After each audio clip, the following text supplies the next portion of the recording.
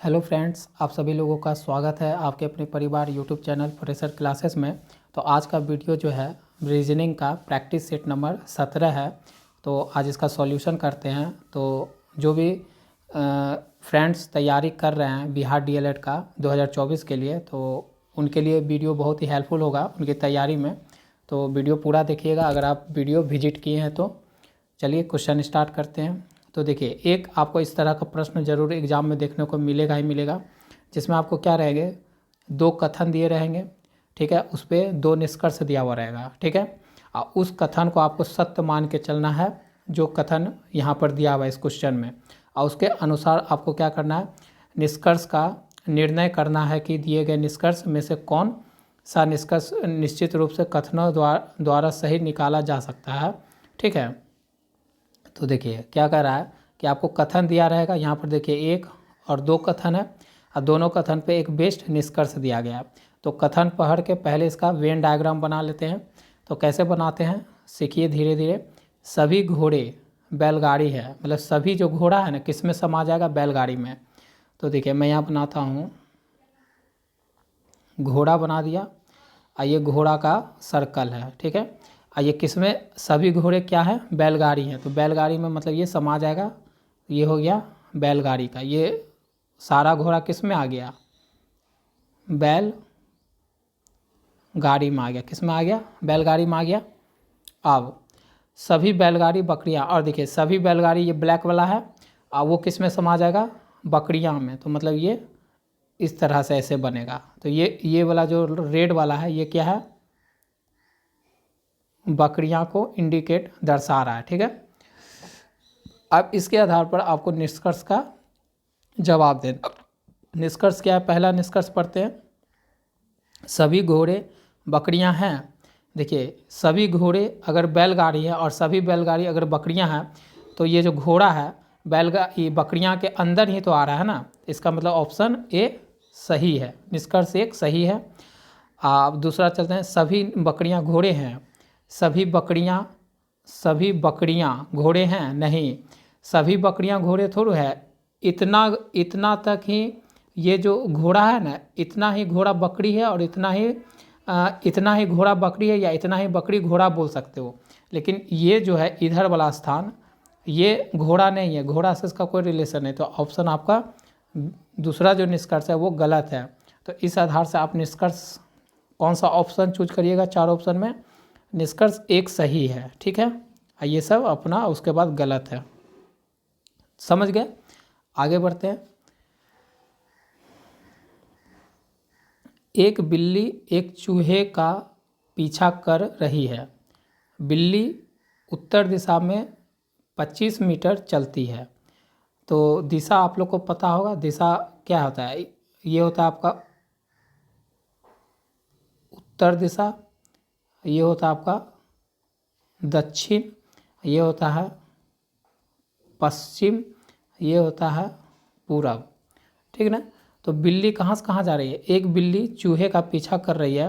बिल्ली उत्तर दिशा में 25 मीटर चलती है। उत्तर मतलब ऐसे चलती है, मान लीजिए ये 25 मीटर चली बिल्ली, ठीक है। फिर दाएं मुड़कर 100 मीटर चलती है। फिर दाएं, यहाँ से दाएं क्या होगा, इधर दायां होगा और इधर बायां होगा। तो वो कहाँ मुड़ रही है, वो मुड़ रही है 100 मीटर दाएं। तो दायां इधर मिटे और 100 मीटर मान लेते हैं कि ये इतना 100 मीटर चली, ठीक है। अब देखिए फिर दक्षिण दिशा में मुड़कर 25 मीटर और चलती है। अब देखिए दक्षिण दिशा में ऐसे मुड़ जाती है, दक्षिण नीचे है, और 25 मतलब इसके बराबर ही चली, 25 मीटर और नीचे चलती है, यहाँ पहुँच गई एकदम इसके समान, ठीक है। अंत में वह बाएं मुड़कर इतना मीटर चलती है। तो अब बायां किधर है, इधर बायां इधर दायां है, तो बायां इधर मुड़ जाती है। अब वो किधर मुड़ जाती है, इस तरफ मुड़ जाती है, ठीक है। इधर मुड़ के वो कितना चलती है, 55 मीटर चलती है। बिल्ली की प्रारंभिक और अंतिम स्थान के बीच की दूरी क्या है। देखिए ये स्थान बिल्ली का क्या था, प्रारंभिक, ये आपका प्रारंभिक है, और ये ये स्थान क्या है उसका, अंतिम स्थान, अंतिम यहाँ पर है, यहाँ पर अंतिम कहाँ है, यहाँ पर है, ठीक है, अंतिम यहाँ पर है। तो बोल रहा है अंतिम और प्रारंभिक के बीच में दूरी क्या है, तो देखिए यहाँ से यहाँ जोड़ेंगे तो ये आया यहाँ तक, तो यहाँ से ये हो गया 100 मीटर और ये हो गया 55 मीटर। तो 100 और 55 जोड़ दीजिएगा, 100 और 55 जोड़ दीजिएगा तो कितना हो जाएगा 155, मतलब 155 मीटर उसका प्रारंभिक से जो अंतिम दूरी है उसके बीच में कितना दूरी है, 155 मीटर है। ठीक है, आप लोग को समझ में आया होगा। आगे बढ़ते हैं। उस विकल्प का चयन करें जो तीसरे पद से उसी प्रकार संबंधित है जिस प्रकार दूसरा पद पहले पद से संबंधित है और छठा पद पांचवें पद से संबंधित है। देखिए पहला दूसरा से संबंधित है जिस प्रकार, और पांचवा छठे से जिस प्रकार संबंधित है उसी प्रकार आपको निकालना है कि तीसरा चौथा से किस प्रकार संबंधित है। तो निकाल देंगे। यहाँ पर देखिए 16 और 16 और 69 के बीच में देखना है कि क्या संबंध है। तो देखिए 16 को अगर गुना कर दे, मतलब 16 को अगर गुना कर दे 5 से गुना करे तो कितना आएगा, 6 5 30 और हाथ में 3 8, 80 आएगा। 80 इसमें अगर 11 घटा दे तो कितना हो जाएगा 9 और साथ में 6। देखिए रिलेशन बना ना कि 16 में 5 गुना कर दीजिए आएगा 80 और 80 में 11 घटा दीजिए तो आ जाएगा 69। तो एक संबंध पता चला। दूसरा पता करते हैं इसके बीच में 31 और 144 के बीच में पता करते हैं। तो 31 में गुना कर देते हैं 5, तो 5 और ये 15, ठीक है, और उसमें माइनस कर देते हैं 11 तो 144। तो देखिए मैच कर रहा है, ये वाला भी मैच कर दिए कि 31 में 5 गुना किए 155, उसमें 11 घटा दिए तो 144 आ गया। तो इसका मतलब हमको आप पैटर्न समझ में आ गया है। तो इसका पैटर्न आप निकालने के लिए हम क्या करेंगे, 24 में गुना करेंगे 5, कितना आ जाएगा 20, हाथ में 2, 10 2 12 और इसमें घटा देंगे 11 तो कितना होगा 109। तो आपका आंसर क्या हो जाएगा, ऑप्शन बी राइट हो जाएगा। ठीक है, पैटर्न आपको पकड़ना होगा, पैटर्न पकड़ लिए तो आंसर सॉल्व। आगे चलते हैं। यहाँ पर आपका फिल इन द ब्लैंक्स दिया हुआ है, तो यहाँ पर आपको फिल इन द ब्लैंक्स के जगह पर भरना है। ठीक है, तो देखिए WVEUTGSRIQPK, ठीक है, तो ये हो गया 23, ये 22, ये 5, ये 21 20 7 19 18 9 17 16 11, ठीक है। सबको हम लोग क्या किए, अल्फ़ाबेट को हम कन्वर्ट कर लिए किस में, न्यूमेरिकल वैल्यू में। आप देखिए यहाँ से यहाँ पर आने में -2 हो रहा है, यहाँ से यहाँ आने में -2 हो रहा है, यहाँ से यहाँ आने में -2 हो रहा है, तो यहाँ से यहाँ भी -2 हो जाएगा तो कितना हो जाएगा 15 हो जाएगा। अब 15 किसका होता है, ओ का, ठीक है। फिर यहाँ से यहाँ आने में -2 हो रहा है, यहाँ से यहाँ आने में -2 हो रहा है, यहाँ से यहाँ आने में -2 हो रहा है, उसी तरह यहाँ से यहाँ आएगा तो -2 हो जाएगा, तो कितना हो जाएगा 14, मतलब n। यहाँ से यहाँ +2 हो रहा है, यहाँ से यहाँ +2 हो रहा है, यहाँ से यहाँ +2 हो रहा है और यहाँ से यहाँ +2 हो रहा है, तो यहाँ पर कितना बनेगा 13। 13 किसका होता है, m का। तो आपका देखिए इस तरह से पता चला कि ऑप्शन डी मैच कर रहा है, ठीक है ना। तो इस तरह से आपको कुछ अल्फ़ाबेट का सीरीज़ दे दिया जाता है और उसका एक गायब कर दिया जाता है, उसको बोलता है कि फाइंड करना, तो आप कर सकते हो आसानी से। सिर्फ आपको अल्फ़ाबेट का न्यूमेरिकल वैल्यू इसके लिए याद रखना होगा A to Z। आगे बढ़ते हैं। अब देखिए यहाँ पर प्रश्नवाचक स्थान पर आपको एक सीरीज़ दिया हुआ है, उसका प्रश्नवाचक स्थान पर आपको भरना है, ठीक है। तो करते हैं इसको, क्या है, मान लीजिए 13 है, 14 है, 23 है, 48 है, 97 है, 178 है और ये फिल इन द ब्लैंक्स है। तो देखिए, तो यहाँ पर यहाँ से यहाँ कैसे गया होगा, 13 में 13 हो, ठीक है, और गुना कर देंगे अगर मान लीजिए 1 का स्क्वायर करके तो होगा, नहीं गुना करने से नहीं होगा, प्लस करना होगा। यहाँ पर क्या करें, प्लस कर देते हैं। तो 13 और 1 का स्क्वायर करके तो 1 आएगा, तो कितना हो गया 14। अब देखिए यहाँ से यहाँ अगर जाना हो हमको, 14 से लेकर 23 तक जाना हो, तो 14 प्लस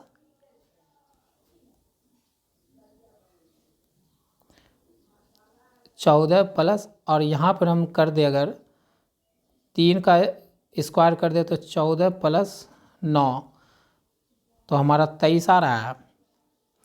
और 23 से इसको करिए दो, 23 बार बार गुना क्यों लिख दे रहे यार, 23 प्लस यहाँ पर 5 का स्क्वायर करें तो 23 प्लस 25 मतलब 8 4 48। तब हमको एक बात समझ में आ रहा है। क्या बात में समझ में आ रहा है कि ऑड जो होता है ना, मतलब ऑड नंबर का, विषम संख्या का स्क्वायर हो रहा है। किसका हो रहा है, विषम संख्या का स्क्वायर हो रहा है। तो यहाँ पर क्या होगा, 48 और विषम संख्या 7 का स्क्वायर कर दिए थे, 48 और प्लस 49 कितना होगा 9 17 8 1 9। देखिए मिल रहा है, यहाँ से यहाँ मिला ना। अब देखते हैं, यहाँ से यहाँ पहुँचते हैं। तो 97 में गुना करना होगा, विषम संख्या अगला कौन होगा, प्लस करना होगा, बार बार गुना आ जाता है मुंह पर। तो यहाँ पर गुना प्लस करना होगा 9 का स्क्वायर। तो 97 प्लस 81 तो कितना हो जाएगा 8 और 17। देखिए मिल गया, मैच कर रहा है।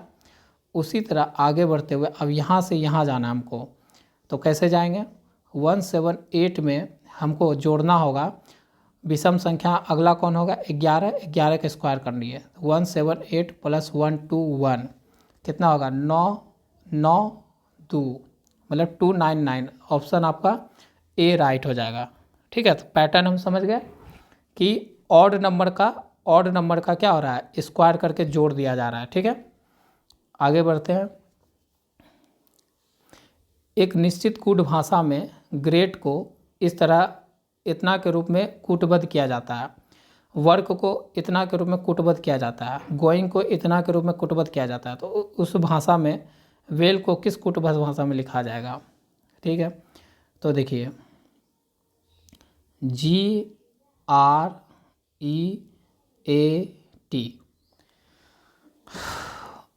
इसका अगर हम ओरिजिनल देखें तो ये होता है 7 18 5 1 20। लेकिन अगर क्वेश्चन के अनुसार देखें तो क्वेश्चन में क्या दिया हुआ है 20 15 18 17। कुछ समझ में आ रहा है। देखिए ये आपका अकॉर्डिंग टू द होता है इस सारे अल्फ़ाबेट का उसका न्यूमेरिकल वैल्यू का स्थान। ये आपका अकॉर्डिंग टू द क्वेश्चन दिया हुआ है। तो देखने में आ रहा है कि ये 20 को यहाँ कर दिया, तो ये 7 को यहाँ कर रहा है, ये 1 को यहाँ कर रहा है, तो ये 18 को यहाँ कर रहा है, और ये 5 बीच में है। ठीक है, उसी तरह और नहीं समझ में आया तो चलिए वर्क को तोड़ के देखते हैं। WORK, इसका 23 होता है, इसका 15 होता है, इसका 18 होता है, इसका 11 होता है। लेकिन क्वेश्चन के अनुसार देखा जाए तो ये दिया हुआ है 11 18 115 23 1523। क्या चेंज किया होगा देखिए, तो यहाँ 11 उठा के यहाँ 23 उठा के यहाँ 18 यहाँ मतलब इंटरचेंज कर दिया स्थान को। समझ में आ गया। इसका मतलब वेल का भी इंटरचेंज करके देखते हैं। आप इसको मिटा देते हैं, इरेज कर देते हैं आपके लिए। हमको पैटर्न पकड़ में आ गया है, ठीक है ना। तो WELL है, तो ये 23, ये 5 और ये 12 और ये 12। अब इसका स्थान बस चेंज कर दीजिए। ये 12 यहाँ लिखिए, तो ये 23 यहाँ लिखिए, फिर ये 12 यहाँ लिखिए और ये 5 यहाँ लिखिए। आपका देखिए ऐसा कहीं पर है 12 12 12 12 5 23। आपका ऑप्शन सी राइट। ठीक है, तो आप तैयारी करते रहिए। आपको इस तरह का ही पैटर्न पूछा जाता है। तो मैं जितना अभी आपको प्रैक्टिस सेट जो है 35 प्रैक्टिस सेट करवाऊँगा, तो 35 प्रैक्टिस सेट में अगर आप उसका फेयर बना के उसका रिवीजन कर लिए एग्ज़ाम तक, या जैसे भी आपको पढ़ना है, या मेरा वीडियो बार बार फॉलो कर लीजिए, देख लीजिए, ऐसे तो बार बार फॉलो मत कीजिए, क्योंकि क्या होगा उससे आपको टाइमिंग ज़्यादा लगेगा, समझे। एक वीडियो देखने में थोड़ा समय लगता है, वो मैं भी समझता हूँ, तो इसलिए बार बार नहीं देखना। इसलिए मैं बोलता हूँ आप इसका एक नोट्स बनाइए, एक कॉपी बनाइए रीजनिंग का, एक इंग्लिश का, एक मैथ्स का, ठीक है। और उसको क्या करिए, जितना मैं क्वेश्चन बताता हूँ उसको लिखिए, उसका जो नियम है वो लिख लीजिए, मतलब नियम क्या, इसी तरह से बना के एकदम लिख लीजिए। उसको हर 2 दिन 3 दिन बाद रिवीजन करिए। इससे आपको पैटर्न आपके दिमाग में बैठ जाएगा, और एग्ज़ाम जब दोगे तो आपको ये पैटर्न वहाँ देखने को मिलेगा। आगे बढ़ते हैं। आपको क्या दिया हुआ, एक कथन दिया हुआ है, ठीक है। देखिए एक कथन दिया हुआ है, वो कथन आपको पढ़ना है और उसको आपको यहाँ पर सत्य मान कर चलना है, ठीक है। इस कथन को आपको क्या मानना है, सत्य मान के चलना है। और उस पर कार्यवाही क्या होगा, अगर इस कथन से अगर वो कार्यवाही का संबंध अगर बयां हो रहा होगा तो आप उस कार्यवाही को क्या मानेंगे, सही मानिएगा। तो चलिए, इतना पढ़ने का ज़रूरी नहीं है, वो आप पढ़ सकते हो, ठीक ना, आप पढ़ लेना। मैं आपको समझा दिया कि ये आपका एक कथन दिया हुआ है, उस पर आपको कार्यवाही 2 गो दिया हुआ है, ठीक है। तो जो कथन है उससे अगर कार्यवाही का रिलेशन निकले तब तो कार्यवाही सही है, अगर रिलेशन उसका संबंध अगर कथन से नहीं होगा तो उसको गलत मानना है, ठीक है। तो चलते हैं, कथन क्या दिया पढ़ते हैं। शॉर्ट सर्किट के डर से स्कूल बिल्डिंग से निकलने के प्रयास में मची भगदड़। मतलब एक स्कूल है और उसमें क्या हुआ है, शॉर्ट सर्किट हो गया, ठीक है। उसके कारण से अब देखिए क्लास है, एक स्कूल पूरा मत मानिए, एक क्लास मानिए, क्लास में कुछ बच्चे हैं, ठीक है। और क्या हुआ कि शॉर्ट सर्किट हो गया, तो सब बच्चे क्या करेंगे, एक ही गेट होता है क्लास में या 2 गेट होता है, और 100 बच्चे बैठे हुए थे, तो वो सब क्या करेंगे, अपना जान बचाने के लिए बाहर निकलेंगे कि नहीं निकलेंगे, किसी का आदेश का तो इंतज़ार नहीं करेंगे, वो ना बाहर निकलेंगे। अब बाहर निकलने के क्रम में क्या होगा, अफरा तफरी होगा, ठीक ना, सब गेट की ओर भागेंगे तो अफरा तफरी होगा। तो उसी का यहाँ पर एक आपको दृश्य बनाना है, दिमाग में इस क्वेश्चन को पढ़ के आपको एक दृश्य बना लेना है मन में। प्रयास में मची भगदड़ से 4 छात्रों की मृत्यु हो गई। उसमें क्या हुआ, 4 छात्र मान लीजिए पैर के नीचे आ गए तो वो दबा जाएंगे तो उनकी मृत्यु हो जाएगी। तो अब ये कथन आप समझ में आ गया। अब इस पर देखिए कार्रवाई करिए। स्कूल के प्रिंसिपल को गिरफ्तार किया जाना चाहिए।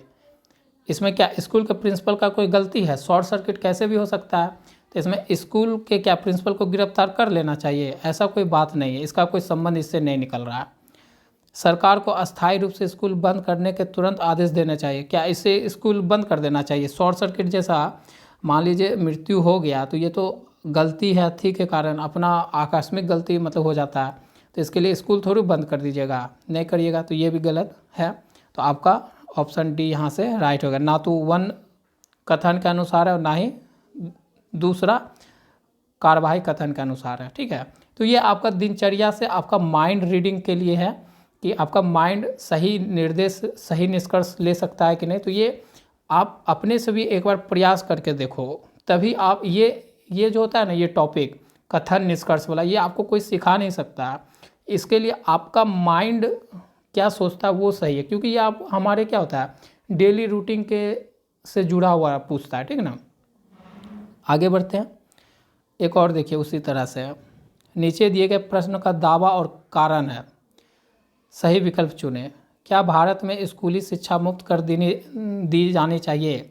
ये आपको देखिए नीचे दिए गए प्रश्न का दावा और कथन है, वो मतलब इस दोनों में कोई दावा या कोई कथन है, ठीक है, और आपका ये प्रश्न है। तो प्रश्न क्या पढ़े, क्या भारत में स्कूली शिक्षा मुफ्त कर देनी चाहिए, ठीक है। तो उसके अनुसार देखिए कौन सा कथन होगा कौन सा दावा होगा। तो यह साक्षरता स्तर बढ़ाने का एकमात्र तरीका है, ये क्या कारण है कि दावा है। अगर हम स्कूली शिक्षा अगर मुफ्त कर देते हैं तो ये साक्षरता स्तर बढ़ाने का एकमात्र तरीका है, कभी नहीं, ऐसा कभी नहीं हो सकता। अगर मुफ्त कर दीजिए क्या सब क्या पढ़ नहीं है चल जाएगा, जिसका मन होगा वो पढ़ेगा, जिसका मन नहीं होता। इससे साक्षरता का बढ़ाने का कोई अर्थी नहीं निकल रहा है, ठीक ना, ये नहीं है। आप देखिए इससे भारत का लाभ मिलेगा। हाँ, इससे मुक्त कर दे तो जिसको मन होगा पढ़ने का उससे आपको भारत को लाभ भलो मिल सकता है। तो आपका कथन कौन सा सही है? ऑप्शन सिर्फ कथन बी सही है। ठीक है, आगे बढ़ते हैं। आप देखिए 120 नंबर क्वेश्चन क्या बोल रहा है, नीचे दिए गए विकल्पों में से विषम तत्व को ज्ञात कीजिए। इसमें विषम तत्व को आपको चुनना है, ठीक ना। तो विषम तत्व चुनने के लिए क्या है, ये इसको घुमा दीजिए। तो ये कैसे घूम रहा है?